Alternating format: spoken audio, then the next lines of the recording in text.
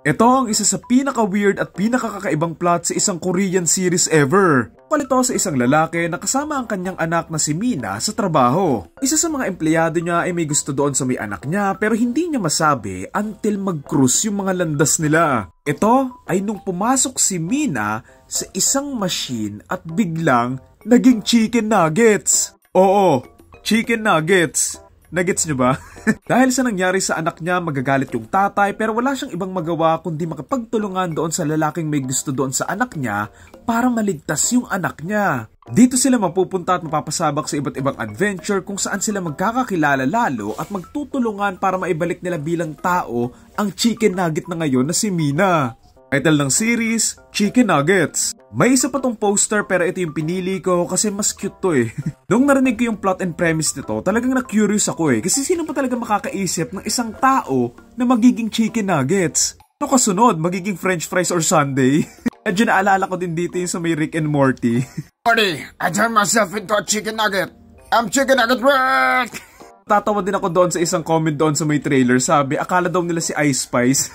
At least literal na naging nugget siya. Hindi lang yung ulo lang niya yung nuggets. Alam mo, pwede itong maging horror movie. Anong gagawin mo pag ikaw mismo naging chicken nuggets kapag kagising mo? Isipin mo yun, wala kang kamay, tsaka binte, tapos hindi ka pa nakakapagsalita. Anong gagawin mo? Gugulong ka na lang? To be honest, wala akong masyadong nakuha from the trailer.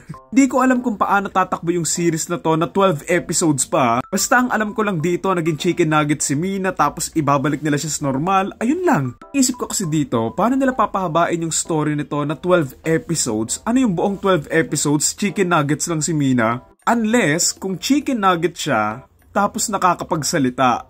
Pwede siguro yon. Pero parang weird, no? By the way, isa pala sa mga bida dito, yung bida sa Miracle in Cell number 7, yung tatay, and kung doon pinaiyak niya tayo, panigurado ditong patatawanin niya tayo. Yung story nito, ito yung tipo ng story na kinukwento doon sa mga podcast na puro gawa-gawa lang tsaka kayabangan. May naisip akong movie. Taga pre, ano yun? Sipin mo, ano kaya kung yung tao maging chicken nuggets? Pare, maganda yan. Tao na chicken nuggets, pwede naman. Kung matibay siguro. Yung director pala na to ay si Lee Byung-ho na gumawa din sa may Extreme Job and hindi ko pa ito napapanood pero marami nagsasabing maganda to so baka panoorin ko din. Post nila online ng trailer nito, may nag-comment. Yung sentiments ako sa kanya eh. Hindi ko alam kung anong nangyayari pero interesado akong panoorin to. Kung ano man yung nasinghot ng writer and director nito, I'm all for it. Yun, abangan natin ang Chicken Nugget on March 15, 2024. Morty, I turned into a chicken nugget.